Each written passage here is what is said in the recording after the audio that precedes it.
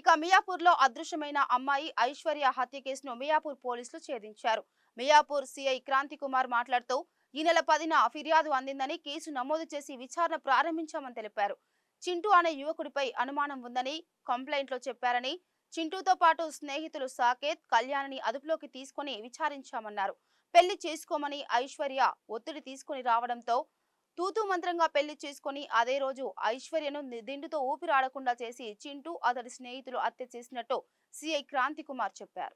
ఈ నెల 10వ తారీఖు రోజు ఒక 17 ఇయర్స్ అమ్మాయి మిస్ అయిందని చెప్పేసి కంప్లైంట్ రాగా దాని మీద కేసు నమోదు చేసి crime number 1557/2024 and section 137 class 2 BNS ప్రకారం కేసు నమోదు చేసి ఇన్వెస్టిగేషన్ స్టార్ట్ చేయడం జరిగింది. ఇన్వెస్టిగేషన్లో భాగంగా దాంట్లో కంప్లైంట్ సారాంశం ఏంటంటే, అమ్మాయి ఒక 20 డేస్ బ్యాక్ మిస్ అయిపోయింది అని చెప్పేసి మాకు 10వ తారీఖు రోజు కంప్లైంట్ ఇవ్వడం జరిగింది.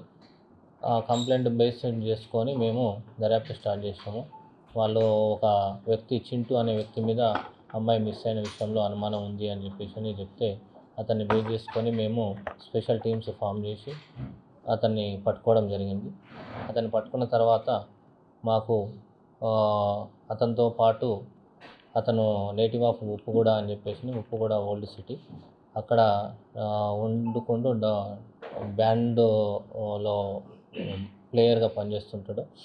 అతనితో పాటు సాకేత్ వాళ్ళ వైఫ్ కళ్యాణి అనే ముగ్గురు వ్యక్తులు ఈ అమ్మాయిని తీసుకొని వెళ్ళి వాళ్ళతో పాటు ఉంచడం జరిగింది. ఉంచిన తర్వాత కొద్ది రోజులు బాగానే ఉన్నారు. తర్వాత అమ్మాయి పెళ్లి చేసుకోమని చెప్పేసి ఫోర్స్ చేయడం వల్ల ఏదో పెళ్లి చేసుకున్నట్టు నటించి అమ్మాయిని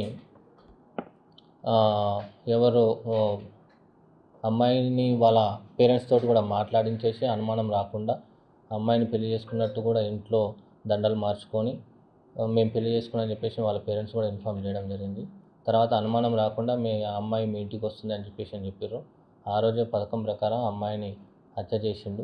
హత్య చేసిన తర్వాత వీళ్ళిద్దరు వాళ్ళ ఫ్రెండ్స్ ఎవరైతే సాకేత్ అండ్ కళ్యాణి వాళ్ళిద్దరి సహాయంతో అమ్మాయిని వాళ్ళు ఉప్పుగూడ నుంచి మకాంని మీర్పేటలో కిరాయి ఇంటికి మార్చారు.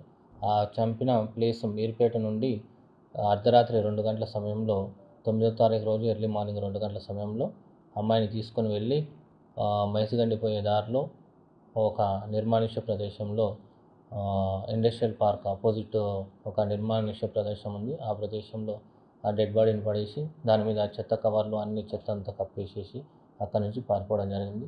దీంట్లో అతను చేసిన పని ఏంటంటే, ఏం తెలియనట్టు మళ్ళీ అమ్మాయి పేరెంట్స్కి ఫోన్ చేసి మదర్కి ఫోన్ చేసి మీ దగ్గరికి వస్తా అని చెప్పింది, వచ్చిందా అని చెప్పేసి కనుక్కొని వాళ్ళని డైవర్ట్ చేయడం జరిగింది. దాని మీద అనుమానం అతని మీదనే ఉందని చెప్పేసి కంప్లైంట్ అయ్యగా అతన్ని బేస్ చేసుకొని మేము ఇన్వెస్టిగేషన్ చేసేసి అతన్ని అరెస్ట్ చేసినాం. అతను అరెస్ట్ చేసిన తర్వాత అతను చెప్పిన కన్ఫ్యూజన్ ప్రకారం డెడ్ బాడీని కూడా రికవరీ చేసుకొని దాన్ని పోస్ట్మార్టం నిమిత్తం గాంధీ హాస్పిటల్కు పంపించడం జరిగింది.